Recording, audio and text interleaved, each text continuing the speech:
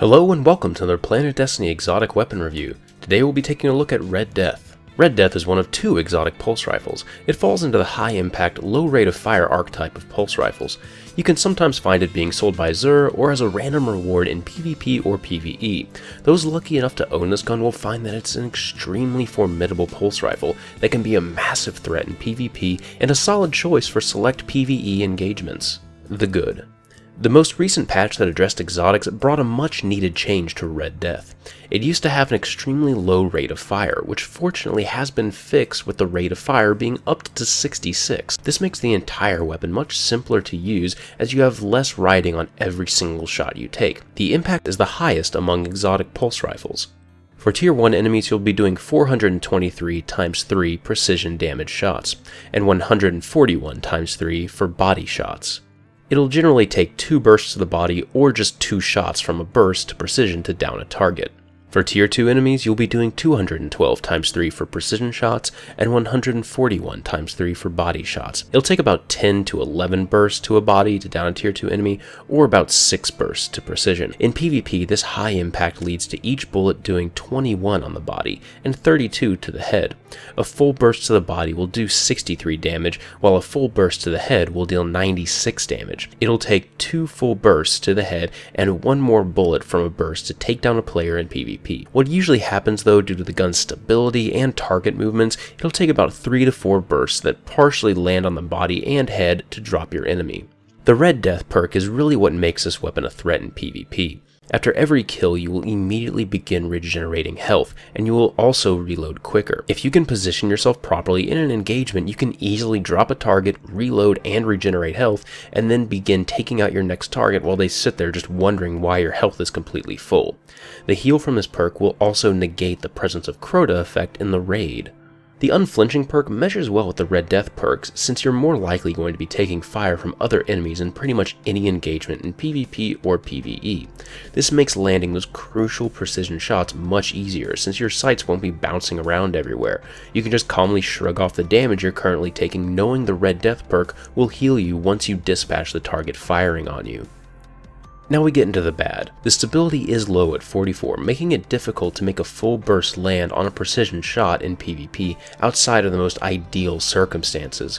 The low range of 33 also comes into effect here, as it really pushes this gun further into the medium range category of weapons. While this isn't necessarily bad, if you're looking for a primary exotic that can cover a wider range of encounters, then Red Death probably won't make it on that list. The perks on Red Death are a bit underwhelming as well. For second tier perks, you have Snapshot, High Caliber Rounds, and Single Point Sling. While these are useful, they don't have a huge impact on the weapon overall. Snapshot is okay because it decreases the time needed to aim for that precision damage, but it doesn't really make that noticeable of a difference overall. High Caliber Rounds really feel like a PvE talent, as they don't really seem to work that well in PvP. In my testing, people were still able to accurately fire on me, which just made the perk feel like a waste, especially since it slows down the weapon's handling. In PvE though, the High Caliber Rounds do cause targets to noticeably stagger. Single Point Sling is probably the most useful perk for PvP, since you will still be switching to your secondary a lot to cover either close or long range. Cosmetic-wise, this weapon's look really shows its history. There are warning signs for Guardians all over it, from a skull and crossbones as you look down to the sights, to a little tick marks denoting how many owners have perished using this weapon. The flavor text reads, "Vanguard policy urges Guardians to destroy this weapon on sight." It also has a pretty intoxicating noise when firing it. Hearing a deep crack emanate from each burst is very satisfying. The sights are very open and bright and lend themselves well to the pulse rifle archetype. The tall and narrow iron sights give you a decent idea of where your burst will go before you really even fire it. Alright, let's take a look at some of the perks here on Red Death. Starting off, we have Accurized Ballistics. More range and impact, increased recoil. The stats are pretty balanced with this part, but the recoil is a little bit too far out to really make the weapon usable. Outside of like the really close medium range, then this thing's going to be really difficult to actually land all your burst shots on a target. Then we have Field Choke, more range and impact, increased recoil.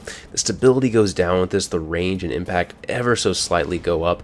I'm not a fan of this one either, even though the recoil is pretty much straight up and down.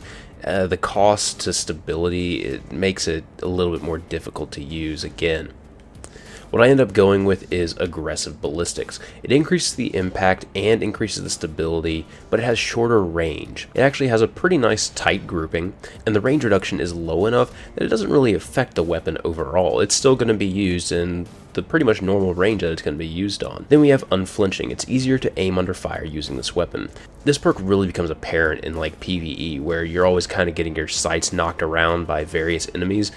This allows you to just not care about it. You can just change shots wherever you want to and not really care. In PvP, it's really nice because, you know, someone's always like tinking away at you with an auto rifle, and this just completely negates the scope sway that you would usually get from getting hit. Next up, we have Snapshot. Aiming this weapon is incredibly fast. All the perks in this tree are pretty good, so you're really going to have to find what works for you. Snapshot will pretty much cut the time in half for aiming the weapon. I like it if you're only going to be using this weapon. If you never plan on switching to your secondary, go with Snapshot. But otherwise, I think the other two perks are going to be a little more beneficial to you. Up next, we have High Caliber Rounds. Oversized rounds built to stagger targets and leave them reeling.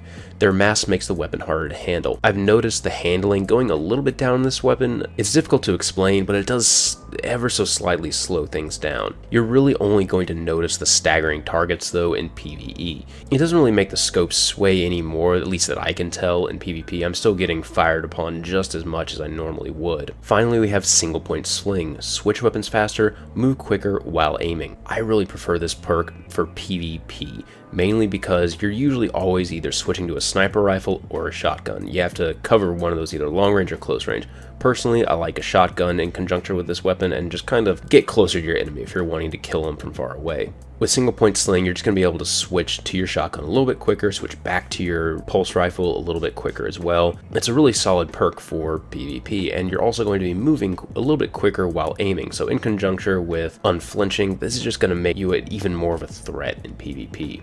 Finally, we have Red Death. Each kill heals you and speeds up reloads.